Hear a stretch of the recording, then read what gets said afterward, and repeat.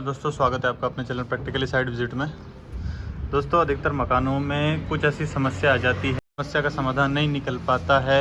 तो मैं आपको आज की वीडियो एक ऐसा पॉइंट बताने वाला हूं जो कि अधिकतर हमें दिक्कत आती है।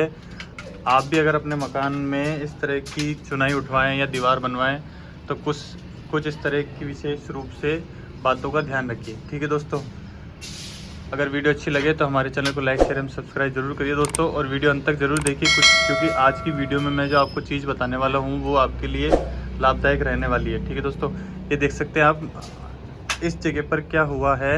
जैसे ये हमने स्टेयरकेस की चौकी है, ये देख सकते हैं आप स्टेयरकेस की चौकी। ठीक है दोस्तों, अब स्टेयरकेस की चौकी भर तो गई, दीवार तो बाद में बनती है। सबसे पहले यहाँ की जो कास्टिंग होती है, स्टेयरकेस की जो कास्टिंग होती है वो सबसे पहले होती है, दीवारें तो बाद में बनेगी।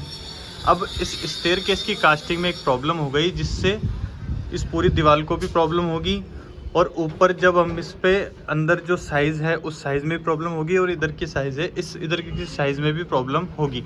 अब वो प्रॉब्लम कैसे होगी दोस्तों, चीज़ आप देखिए। ये जैसे ये चौकी भरी, ठीक है दोस्तों, अब इसमें दिक्कत क्या हुई है, ये चौकी भर दी इस जगह के, ये देखो कॉलम के फेस तक की ये चौकी भरी हुई है। मैं थोड़ा और नज़दीक लेके चलता हूँ आपको। ये देखिए, ये चौकी जो है ये कॉलम के बिल्कुल फेस में भरी हुई है। ठीक है दोस्तों, अब दिक्कत ये आती है इस चीज़ के अंदर कि चौकी भर तो जाती है, बट चौकी भरने से पहले हमें दीवारों का कोई डिसीजन नहीं होता कि दीवार किस जगह आएगी, इस जगह आएगी या उस जगह आएगी। हमें जो स्टेयरकेस में दिया जाता है वो स्टेयरकेस के हिसाब से भराई हो जाती है। अब प्रॉब्लम ये हुई कि जब चुनाई का जो नाप दिया हुआ है, मान लीजिए ये जैसे ये छत है, इस छत से ये आउटर लगा, इस आउटर से फिर इस दीवार का नाप लगा। ठीक है दोस्तों, अब दीवार का नाप भी कैसे लगा कि इस कॉलम से आपको 4.5 इंची जो है वो अंदर की फेस रखनी है, मतलब इस कॉलम से 4.5 इंची अंदर का फेस मिलना चाहिए, और दीवार का नाप चेक कर लेना है।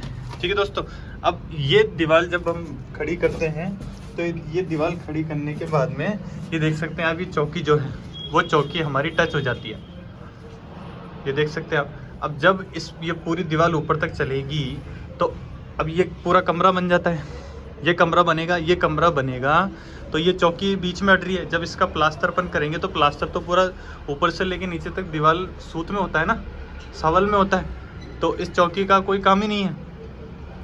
तो प्रॉब्लम ये होगी, अब अगर मान के चलिए अगर इस दीवार को पूरी को खड़ी कर देते हैं, और अगर अब जब हम चौकी तोड़ेंगे, अब चौकी तोड़ेंगे किससे, हिल्टी मशीन से तोड़ेंगे। हिल्टी मशीन को से चौकी को तोड़ेंगे तो ये दीवार भी वाइब्रेट करेगी, दीवार वाइब्रेट करेगी तो फिर दीवार में क्रैक भी आएगा। तो या तो पहले दीवार को उठाना नहीं चाहिए था, और या फिर इस चौकी को पहले भरना नहीं चाहिए था। तो पहले चौकी को उस हिसाब से भरवाना चाहिए था कि दीवार के हिसाब से देख के, दीवार उठाने से पहले इसको तोड़ लेते हैं तो ये दीवार में क्रैक भी नहीं आएगा। लेकिन अब दीवार में भी, अगर दीवार भी खड़ी हो गई और इस चौकी को भी तोड़ोगे तो चौकी में हिल्टी मशीन चलेगी तो दीवार में भी क्रैक आएगा। ठीक है दोस्तों, तो मेरा वीडियो बनाने का यही मकसद है दोस्तों कि आप भी जब इन चीज़ों को करवाएं। अब इसमें क्या है, ठेकेदार तो अपना काम कर देता है कि वो इसको तोड़ेगा, वो तो कह देगा कि साहब ये टूटेगी। अगर इसको पूरा एक फेस में लेना है तो ये दीवार टूटेगी, और टूटेगी तो फिर ये दीवार में भी क्रैक आएगा।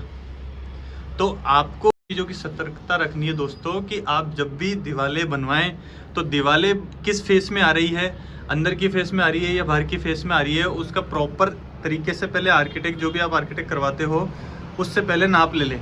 स्ट्रक्चर वाले का भी नाप उसको बता दें, स्ट्रक्चर वाले की ड्राइंग ब्रिक वर्क वाले को बता दें, क्योंकि स्ट्रक्चर डिज़ाइनर अलग होता है और आर्किटेक्ट अलग होता है। तो आर्किटेक्ट को स्ट्रक्चर डिज़ाइनर की ड्राइंग दे दें और स्ट्रक्चर डिज़ाइनर को आर्किटेक्ट की ड्राइंग दे दें, तो वो दोनों को देखने के बाद में उस तरह की डिज़ाइनिंग करते हैं।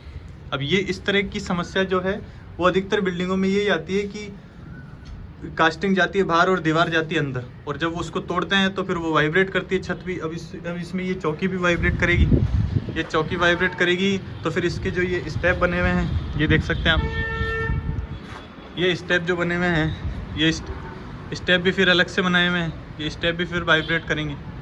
तो एक छोटी सी गलती से हमें बहुत बड़ी परेशानी का सामना करना पड़ता है दोस्तों, और उस परेशानी का समाधान फिर आसानी से निकल नहीं पाता है। समाधान निकालने के लिए फिर 4-5 चीज़ों को देखना पड़ता है, दीवार को भी देखना पड़ता है, चौकी को भी देखना पड़ता है।